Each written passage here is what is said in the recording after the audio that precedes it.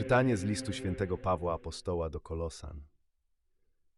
Nie przestajemy modlić się za was i prosić, abyście napełnieni byli poznaniem woli Bożej we wszelkiej mądrości i pojmowaniu duchowym, abyście też postępowali w sposób godny Boga, podobając Mu się we wszystkim, przynosząc owoc przez każdy dobry uczynek i wzrastając w poznawaniu Boga, a umocnieni wszelką mocą według potęgi chwały Jego, ku wszelkiej cierpliwości i stateczności z radością, dzięki czyńcie Bogu Ojcu, że nas uczynił godnymi, abyśmy się stali uczestnikami dziedzictwa świętych w światłości.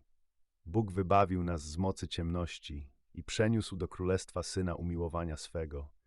W Nim mamy odkupienie przez krew Jego, odpuszczenie grzechów.